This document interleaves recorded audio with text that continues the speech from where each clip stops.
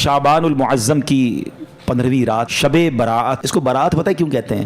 آپ نے جملہ سنا ہوگا با عزت بری ہو گیا. حدیث پاک میں آتا ہے جب شعبان کی 15ویں رات آئے تو اس رات قیام کرو، یعنی اس رات عبادت کرو. آقا فرماتے پھر دن کو روزہ رکھو. تو بے شک اس رات سورج غروب ہوتے ہی اللہ پاک اپنی شان کے مطابق آسمان دنیا پر تجلی فرماتا ہے اور ارشاد فرماتا ہے الا من مستغفر لی فاغفر لہ. ہے کوئی مجھ سے مغفرت مانگنے والا کہ اسے معاف کر دوں؟ الا مسترزق فارزقہ. ہے کوئی رزق مانگنے والا کہ اسے رزق عطا کر دوں؟ الا مبتلا فاعافیہ. ہے کوئی پریشان حال کہ میں اس کی پریشانی دور فرماؤں؟ ہے کوئی ایسا طلوع فجر تک یوں ہی اعلان ہوتا رہتا ہے. پتہ اس رات کتنے بخشے جاتے ہیں؟ حدیث پاک میں آتا ہے اللہ کریم قبیلہ بنی کلب کی بکریوں کے بالوں کی تعداد کے مطابق گناہ گاروں کو جہنم سے آزاد فرماتا ہے. ہم میں سے کون ہے جو اپنے سر کے بال گن سکے؟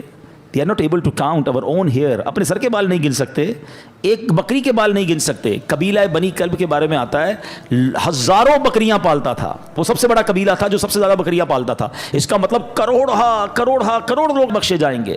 مگر حدیث پاک میں چند بد نصیبوں کا ذکر ہے کہ جو نہیں بخشے جائیں گے. فرمایا شرابی نہیں بخشا جائے گا، ماں باپ کا نافرمان نہیں بخشا جائے گا، زنا کا عادی نہیں بخشا جائے گا، رشتے توڑنے والا نہیں بخشا جائے گا، تصویر بنانے والا، یہ جو اپنے ہاتھ سے تصویریں بناتے ہیں، مجسمے بناتے ہیں، نہیں بخشا جائے گا. چغل خور نہیں بخشا جائے گا. ایک اور روایت کے مطابق نجومی، یہ جو کاہن ہوتے ہیں، یہ نہیں بخشے جائیں گے. جادو ٹونا کرنے والا نہیں بخشا جائے گا.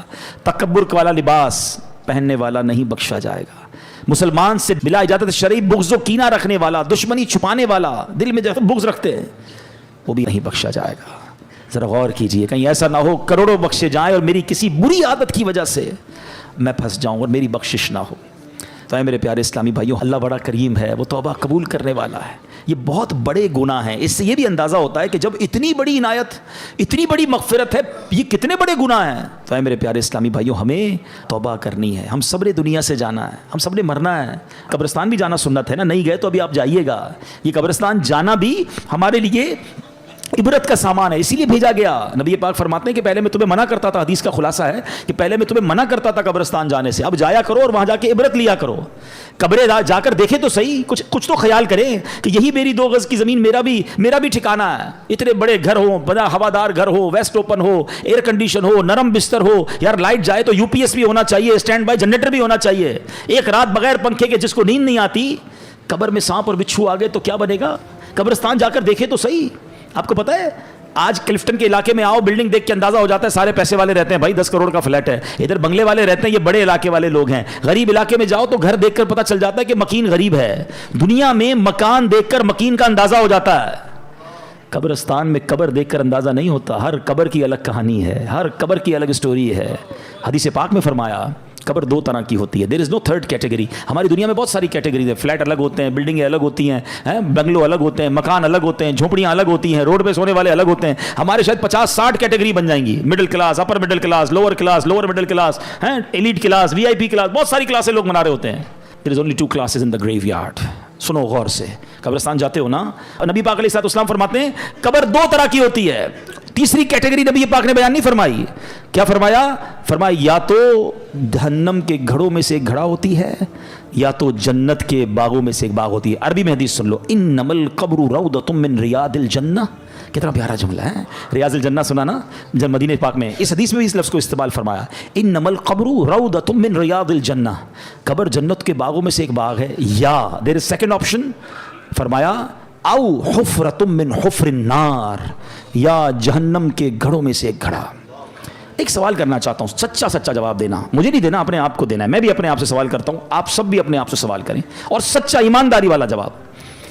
آج میری موت ہو جائے، ہو تو سکتی ہے نا، آج تو بلکہ رات بھی وہی ہے جس میں لکھا جائے گا کہ اس رات کس نے جانا ہے. پتہ ہے ملک الموت کو ایک صحیفہ دے دیا جائے گا کہ اس رات اس بندے کی روح قبض کرنی ہے. مقام، time, every thing is decided.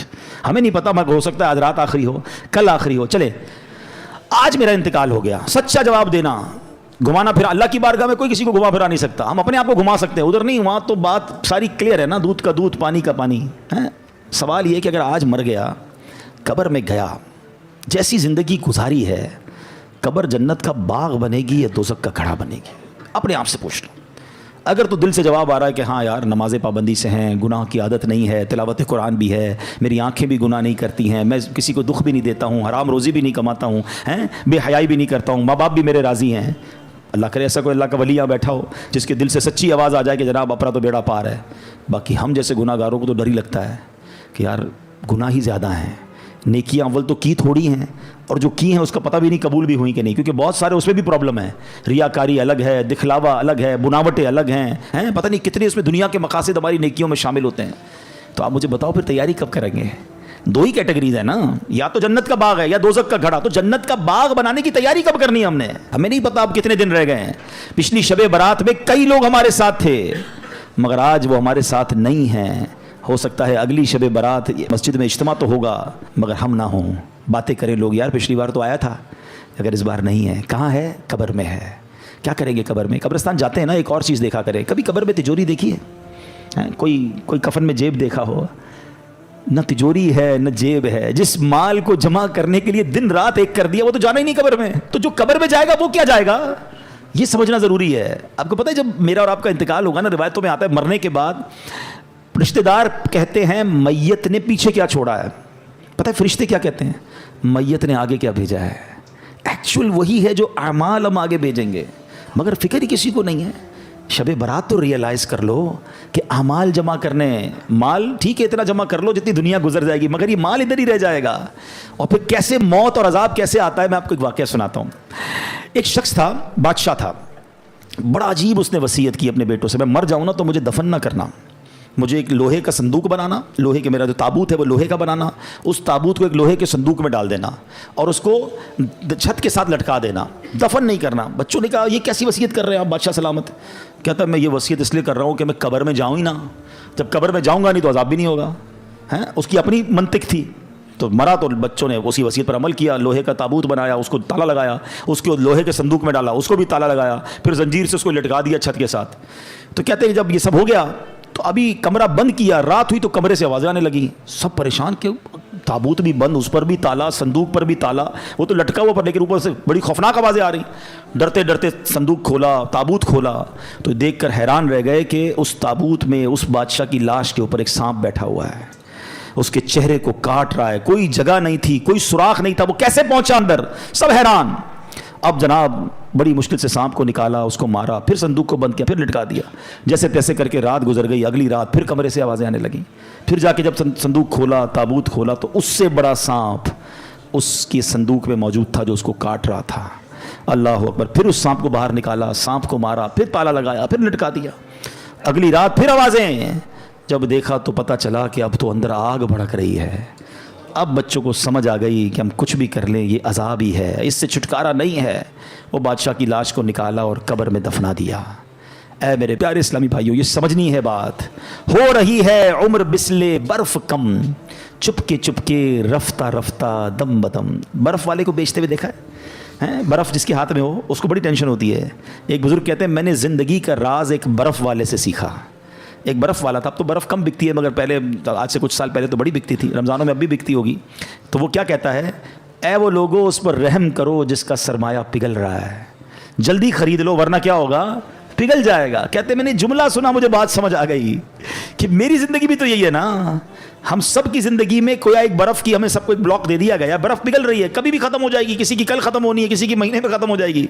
तो शायर क्या खूब बात समझा रहे हैं, हो रही है उम्र मिसले बर्फ कम, चुपके चुपके रफ्ता रफ्ता दम बदम, सांस है एक राह रुए मुल्के अदम, दफ़अतन एक रोज ये जाएगा थम, एक दिन मरना है आखिर मौत है, कर ले जो करना है आखिर मौत है, आखिरत की फिक्र करनी है जरूर, जैसी करनी वैसी भरनी है जरूर, उम्र एक दिन ये गुजरनी है जरूर, कब्र में मैयत उतरनी है ज़रूर, एक दिन मरना है आखिर मौत है, कर ले जो करना जो करना।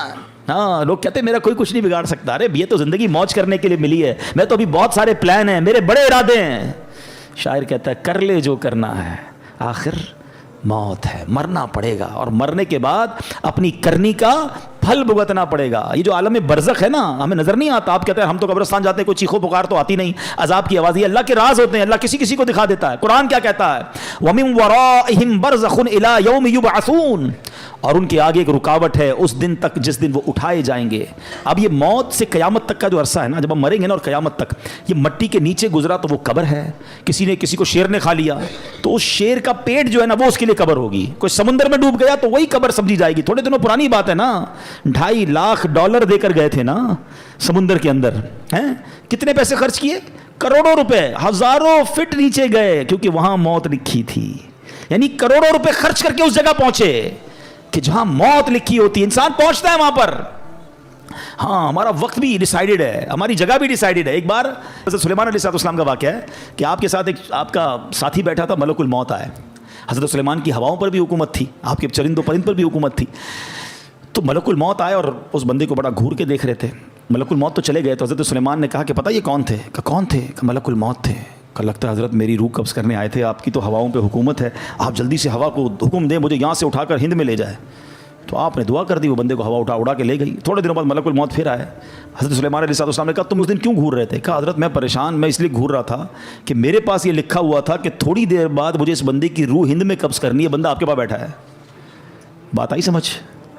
دعا کر کے وہاں پہنچایا گیا اور وہاں روح قبض کی گئی. وہ جملہ سنتے ہو نا, پہنچی وہیں پہ خاک جہاں کا خمیر تھا. ہم وہاں پہنچیں گے.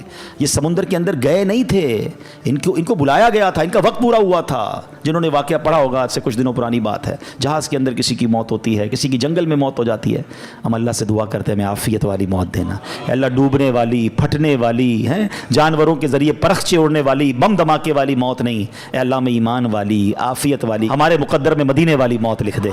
اے اللہ جب آخری وقت آئے ہم مدینے پہنچ جائیں, آقا کے جلووں میں, آقا کے قدموں میں, روضہ رسول کو دیکھتے ہوئے, درود پاک پڑھتے ہوئے, عشق رسول میں روتے ہوئے ہمارا دم نکل جائے. نجم کی اے خدا آرزو ہے یہی, عاشق زار کی آبرو ہے یہی, موت کے وقت سر ان کے قدموں میں ہو, دید ہوتی رہے دم نکلتا رہے, دید ہوتی رہے دم نکلتا رہے. اللہ کرے ایسا کرم ہو جائے کہ بس ہم مدینے میں ہمارا انتقال ہو. مگر مرنا تو ہے نا, ہم کیوں نہیں سوچتے, کیوں تیاری نہیں کر رہے, کس بات کا انتظار ہے؟ یہ قبرستان جانا, یہ جنازے اٹھنا. اچھا آپ کو پتہ ہے بہت اہم بات میں آپ نے کرنے جا رہا ہوں. یہ جو جنازہ ہے نا, ہم تو دنیا سے چلے گئے نا, جب بندہ دنیا سے چلا جاتا ہے تو قبر میں جا کے تو فرشتے آتے ہیں نا, تو مرنے کے بعد یہ سارے کام بھی فرشتے کر لیتے ہیں. غسل, کفن, دفن, اللہ کی طرف سے فرشتے آتے اٹھا کے لے جاتے بندے کو. یہ سارا کام پبلک سے کیوں کروایا گیا؟ کبھی سوچا آپ نے؟ بھائی سوال جواب بھی فرشتے کریں گے, عذاب بھی فرشتے دیں گے, نعمتیں بھی قبر میں فرشتے دیں گے, لیکن یہ جو قبر سے پہلے کے معاملات ہیں یہ ہمارے ہاتھ میں کیوں دیے گئے؟ یہ پریکٹیکلی پبلک کو دکھایا جانا ہے کہ دیکھو غسل ہو رہا ہے, دیکھو کفن ہو رہا ہے, یہ تمہاری حقیقت ہے. دیکھو یہ میت اب اپنا ہاتھ بھی نہیں اٹھا سکتی, اپنے آپ کے اوپر مکھی بیٹھے وہ بھی نہیں اڑا سکتی, اور پھر یہ قبر میں ڈالا جا رہا ہے, پھر قبر کو بند کیا جا رہا ہے, ایک سوراخ بھی نہیں چھوڑنے دیتے. ہم آواز لگاتے ہیں بھائی ذرا ادھر بھی پتھر لگاؤ, سوراخ ہو گیا نظر آ رہا ہے. کبھی سوچا میں بھی قبر میں جاؤں گا, میرا ہی دوست کہے گا بھائی یہ تھوڑا سا سوراخ بھی بند کر دو, کسی کو یہ خیال نہیں آئے گا میرا اکیلے کیا بنے گا. ہم کیوں نہیں سوچتے یہ سب میرے ساتھ ہونا؟ یہ پریکٹیکلی غسل, کفن, دفن کروانے کی ایک حکمت بھی ہے. اور یاد رکھو کفن پہنانا آسان ہے, کفن پہننا آسان نہیں ہے. میت کو غسل دینا آسان ہے, مگر جس میت کو غسل دیا جا رہا ہے اس پہ سوچو کیا بیتتی ہوگی. قبر میں اتارنا آسان ہے, قبر میں اترنا آسان نہیں ہے, مگر ہمیں بھی اترنا پڑے گا. کاش یہ بات سمجھ آ جائے اور ہم گناہوں سے توبہ کر لیں. ورنہ انسان کہتا ہے بعد میں کر لوں گا توبہ, ابھی ٹائم ہے یار, مولانا صاحب باتیں بڑی اچھی کر رہے ہیں. ابھی بھی شیطان کسی کے کان میں بات کر رہا ہوگا یہ مولانا صاحب باتیں بڑی اچھی کر رہے ہیں, لیکن ابھی تو یار جوان ہوں بھائی, بوڑھا ہو کے میں بھی اللہ اللہ کروں گا. یہ بھی مولوی صاحب جو باتیں کر رہے ہیں 50 سال کے ہی ہو گئے نا, میں بھی 50 سال کا ہوں گا تو اللہ اللہ کر لوں گا. تو چلے بھائی آپ کے پاس اگر گارنٹی ہے مجھے بتا دیں کہ آپ 50 سال تک جیئیں گے.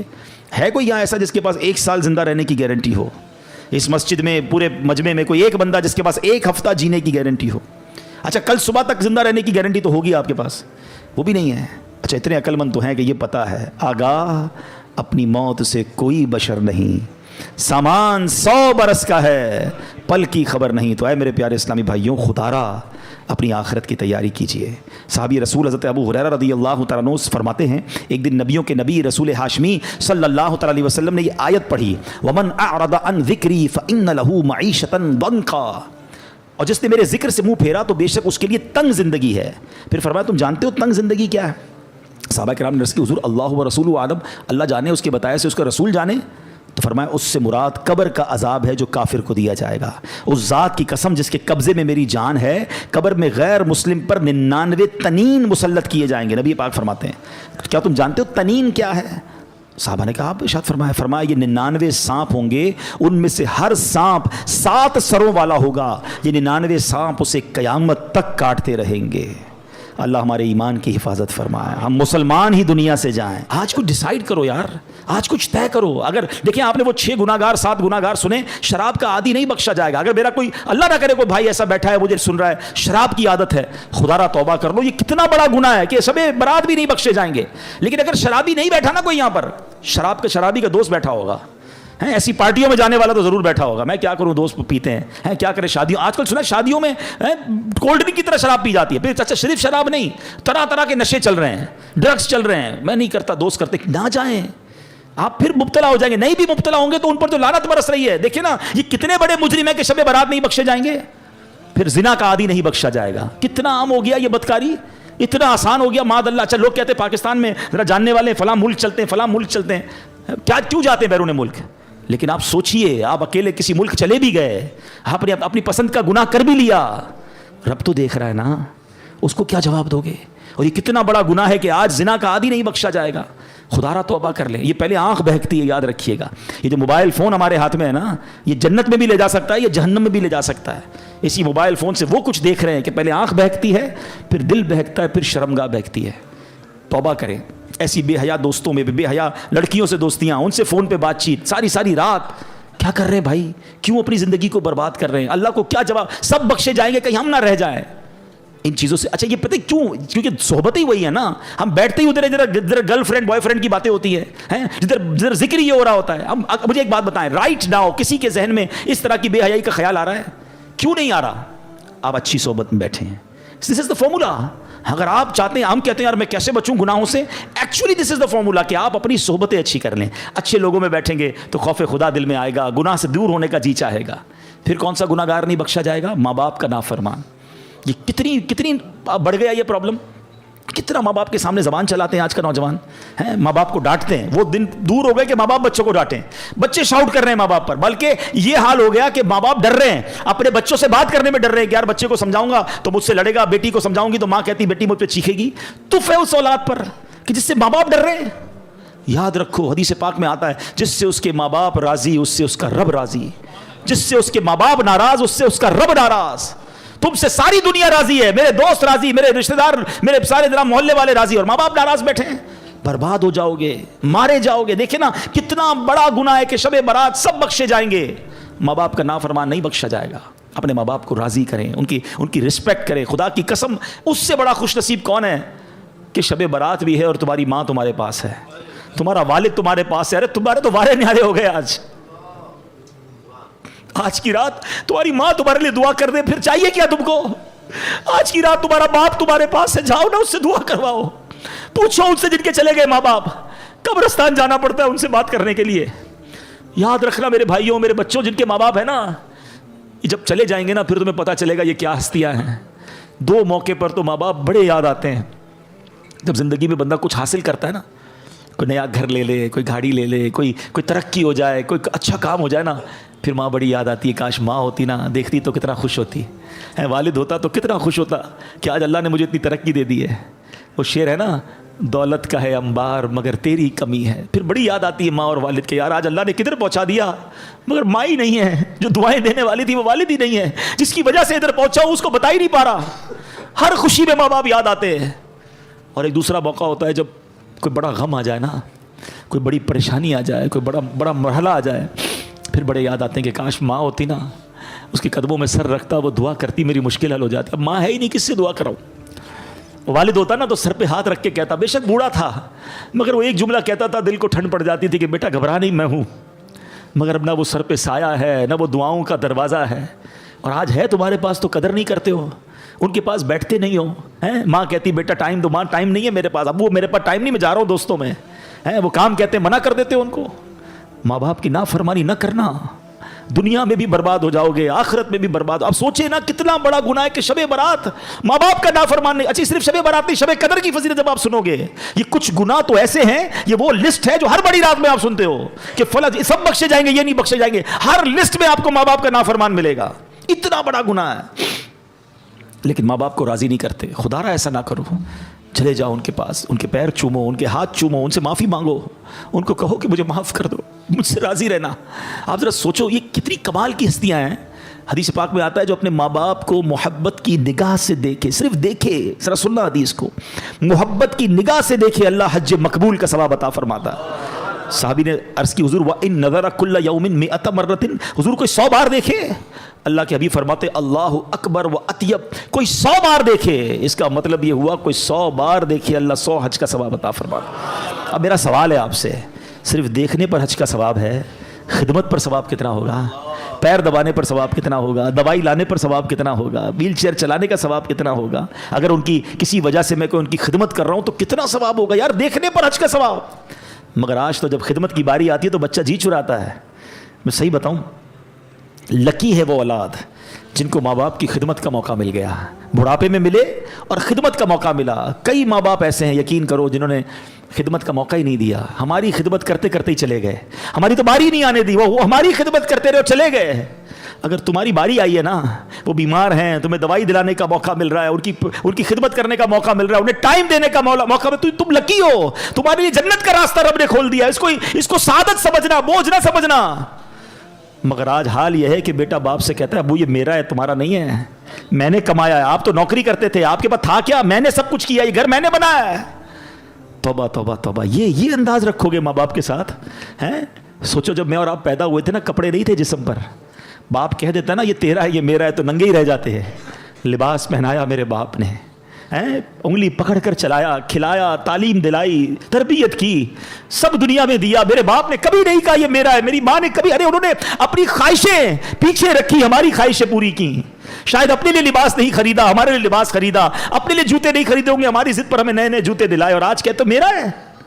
کبھی مت کہنا. دیکھو ایک بات یاد رکھو, یہ جو بوڑھے ماں باپ ہیں نا, یہ آپ سے کچھ نہیں لیتے ہیں, آپ ان کو صرف یہ احساس دلاؤ کہ سب آپ کا ہے, میرا جو کچھ ہے آپ کا ہے, میں خود آپ کا ہوں, یہ لے کے تھوڑی چلے جائیں گے یار.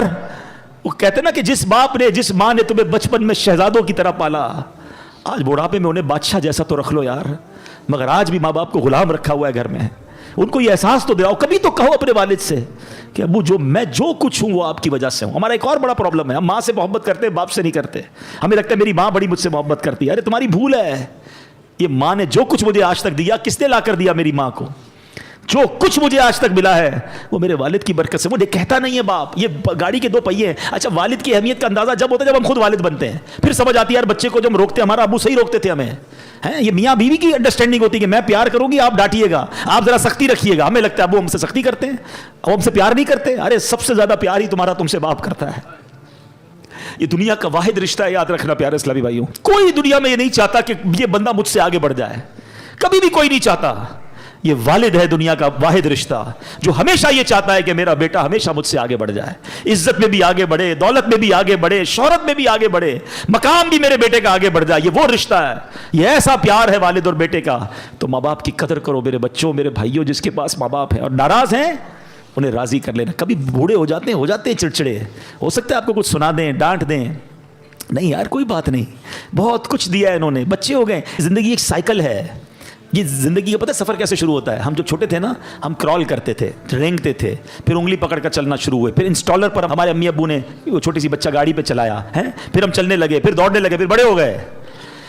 50, 55, 60 کے بعد پھر اسٹک آتی ہے ہاتھ میں, پھر ویل چیئر آتی ہے, اور ایک وقت آتا ہے پھر ہم زمین پہ چلے جاتے ہیں.